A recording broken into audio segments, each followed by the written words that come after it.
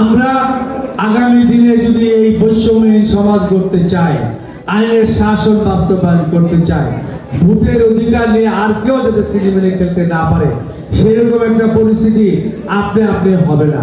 সেই জন্য আমাদের ইউনাইটেড থাকতে হবে, ঐক্যবদ্ধভাবে, এবং নিজের সমাজে নিজেরাই আমরা এই জিনিসটা বাস্তবায়ন করার জন্য সাহসের সহিত এগিয়ে আসবো। আমরা যদি আমাদের সমাজ থেকে চাঁদা, মাদক, সন্ত্রাস বন্ধ করতে পারি, আমাদের পরবর্তী প্রজন্মের যারা আছে তারা নির্বিঘ্নে বসবাস করতে পারবে।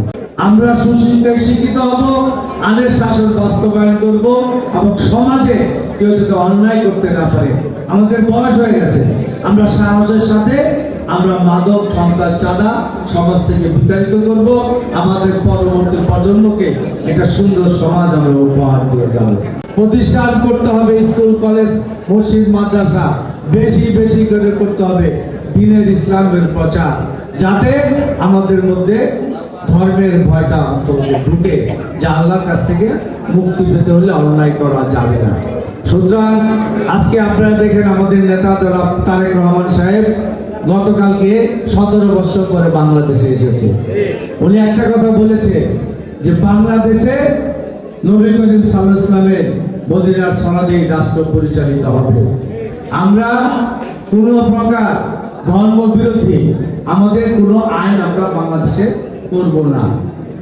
এই যে কথাটা উনি বলেছে, এবং উনি বলেছে I have a plan for the country of Bangladesh. বাংলাদেশের মানুষজন অনেক প্ল্যান তৈরি করেছে।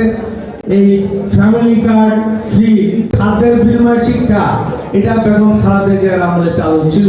মাদ্রাসা শিক্ষার সাথে টেকনিক্যাল শিক্ষা সংযোজন করা হয়েছিল, এটা সম্প্রসারিত হয় নাই।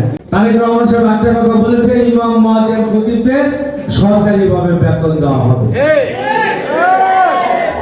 আমরা বলতে চাই যে আগামী দিনে সত্যিকার অর্থে এই প্রতিষ্ঠানগুলিকে এগিয়ে নিয়ে যেতে হলে সরকারিভাবে সাহায্য, এটা আর আগেই আমাদের করা উচিত ছিল।